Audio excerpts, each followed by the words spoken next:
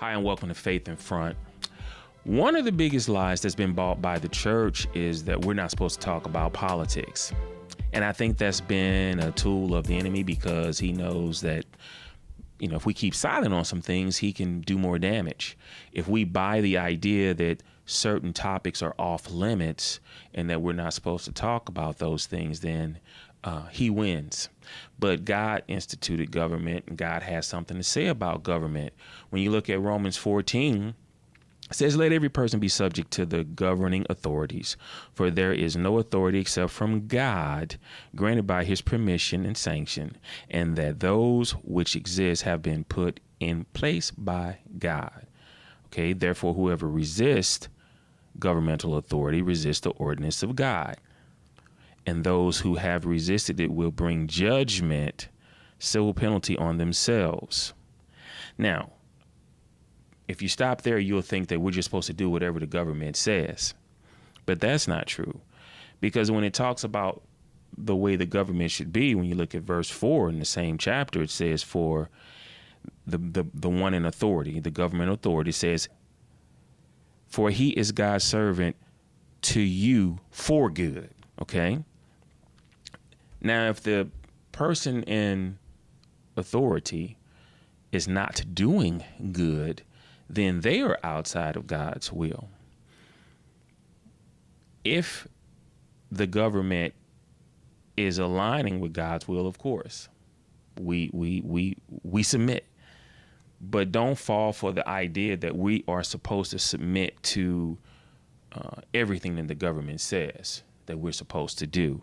And I think that caused a little confusion even back with COVID. What's going on, and some churches closed, some stayed open, and there was almost like this infighting of who was doing the right thing. Some people were like, well, hey, we're supposed to submit to the government, and they said close. But then you had other churches who were looking at the somewhat I don't know if hypocrisy is the right word, but if you're saying that the liquor store and the gambling places and things like that can stay open, then why are you trying to shut down the church? And of course, in certain states, they were even trying to stop people from being on the parking lot. And see, and that's when authority is getting out of line and overstepping.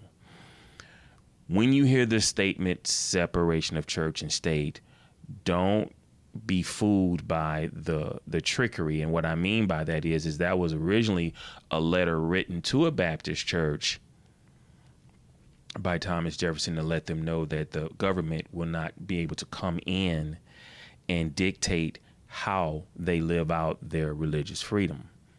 But the government has taken it to actually, in a lot of cases, take away our religious freedom by flipping it and saying separation of church and state. So don't fall for that trickery. We are in a political season. Biden drops out. Now there's Kamala. And what's interesting is that, no, Kamala didn't receive any votes when she ran in 2020. She dropped out first. And now she's just been somewhat sanctioned. And it's interesting because there's always this talk about a threat to democracy and how it's going to come from the right. But then you turn around and you don't allow people to vote for this person. You just tell them that she's it, get them excited because she's black and she's a woman. And that's to my Christian brothers and sisters who happen to be black. Don't fall for the pandering. Don't fall for that. We have to decide when it comes to these things, if we're going to be biblical or if we're going to be black. And it seems like the lines get blurred around political season. I'm not talking about people. I'm not talking to people who don't profess to be followers of Jesus Christ. I'm not talking to you. You do what you do. But for those who do, you can't get so emotionally excited and just say, oh, this will be the first black woman president. You don't know. You don't do that. What are the policies and how closely do they align up with scriptures? That should be the standard. Not that she's the first. And definitely not because she's a part of a black sorority.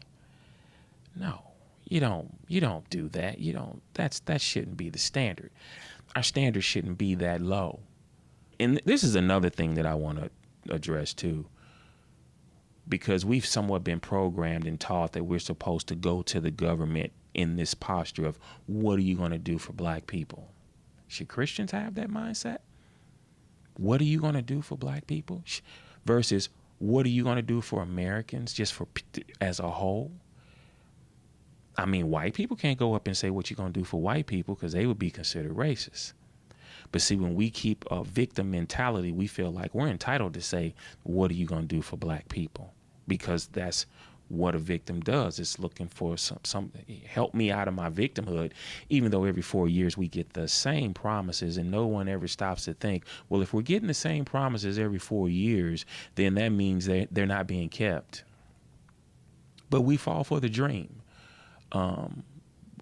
You get offered a dream.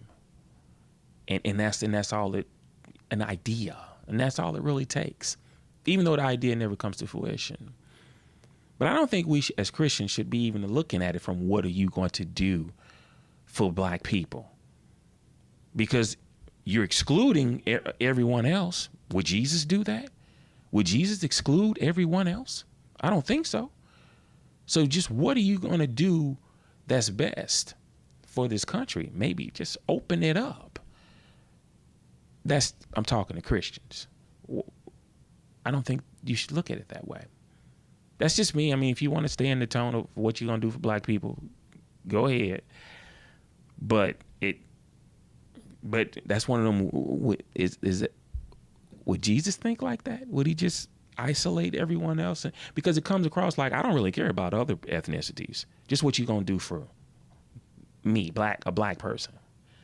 Is that really a Christian mindset? Doesn't sound like it to me. So don't get caught up in the hype.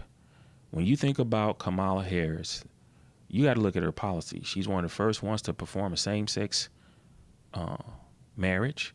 She's definitely for kids changing their genders and parents being punished if they try to be a parent and say, no, we're not going to do that. And her biggest issue is abortion. That's her big issue that she brings to the table. That, yeah, you can kill that baby girl. You can kill it.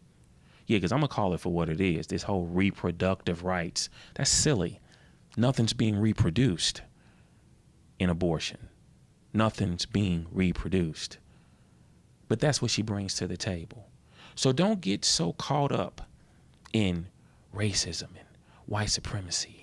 See, that's all they have to do most of the times for the black church, is just get us all up in the air. And you got too many pastors in the pulpit that's going out there being a forerunner for all of that, keeping the flock afraid of white supremacy and racism, and could care less about the issues that I've just named that she pushes. If you don't like the other guy, the orange guy, that's fine. I don't really care for him myself as a person. I do believe his policies are better for the country. Okay, I think we should have secure borders. I think that's a good thing. He's not even on the same page with me as abortion. I think he believes in rape and incest and things like that. But he does believe it should stay at the state level. So, okay. But try to be biblical. Try to be biblical. Don't go with the racial lenses on. Go with your biblical worldview, not a black worldview, because we're trying to keep our faith in front.